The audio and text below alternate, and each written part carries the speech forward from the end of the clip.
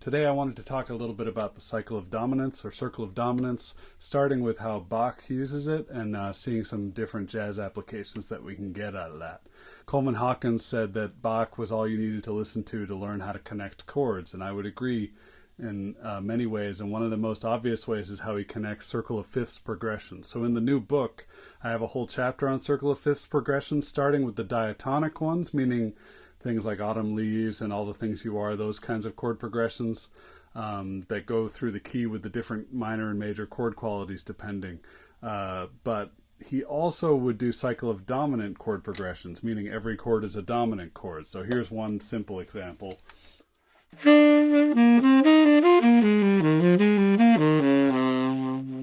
Something like that, where I'm going from C7 to F7, then to B flat. And this is from the Brandenburg Concerto, so it's not really altered at all. I just carried it through the different keys.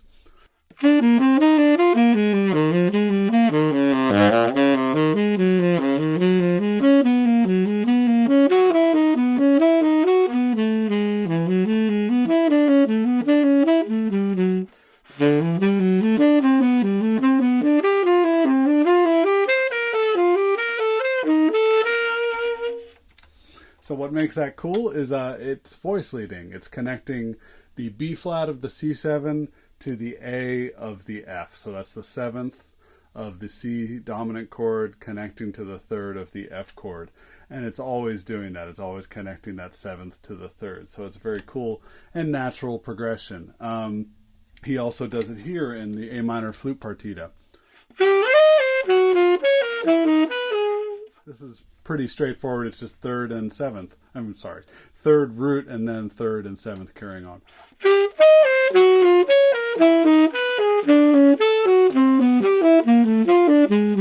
So if you have dominant chords changing very fast every two notes,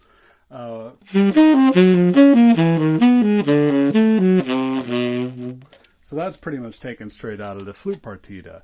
One more. This is from the Harpsichord Concerto in F minor, which I got a lot of material for the book out of.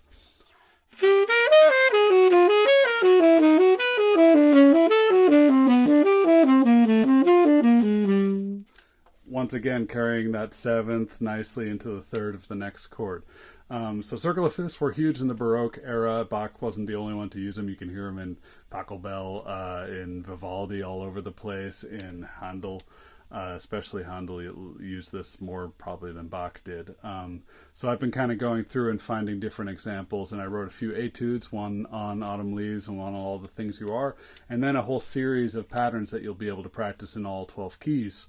But as I was checking these out, I decided to pull out my first transcription book, which was basically something that was given to me from Greg Osby, was the idea that you don't have to transcribe whole solos all the time. You can just look for little ideas, write them out in 12 keys, and I think I was studying with him in something like 2001, so this is when this notebook is from.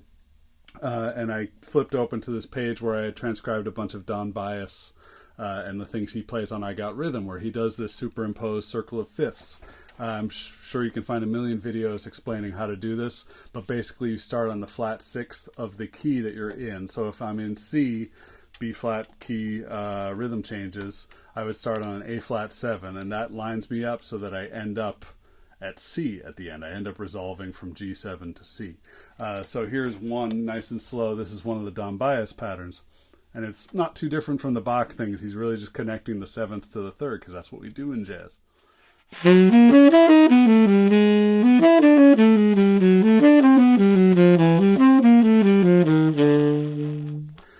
of course, he's doing more than Bach did. He has a lot more chromatic, I don't want to say bebop-isms, but Don Byas is one of those transitional players from swing to bebop, so there's a lot more chromatic stuff in his playing. So there's that little approach to the third. And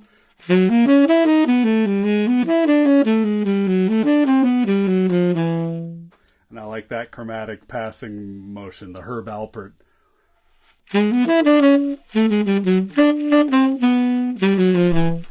Really nice movement to get to the third with chromatic approach all in a row there.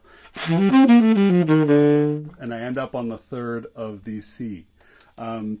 So that's just one of the ways he gets around it. I really like the next one. These are just straight out of my old college era notebook. That's a really beautiful approach.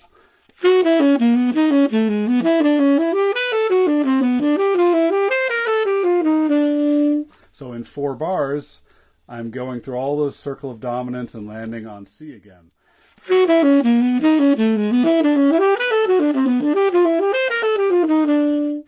And I used to practice a million different ways to get around that.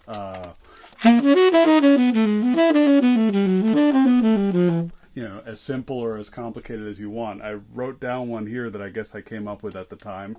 I think I came up with it. There's not any credential listed here, so if anyone recognizes this pattern, maybe it's from the same Don Byas solo, feel free to correct me. I haven't looked at this notebook in a long time. So this goes like this, and this has a nice sort of dissonance in it.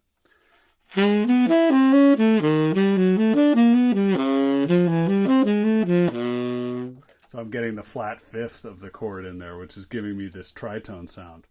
And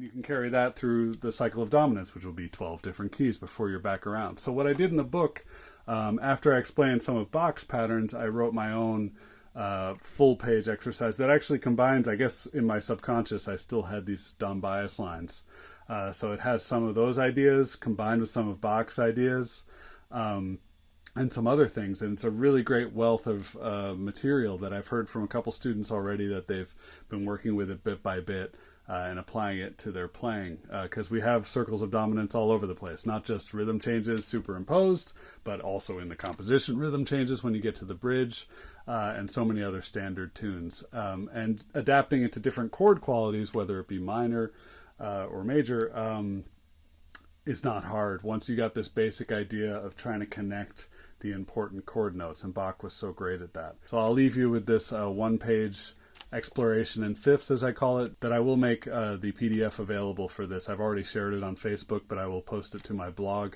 so you can download this and practice, but it will be included in the next book, which should be done in a few months.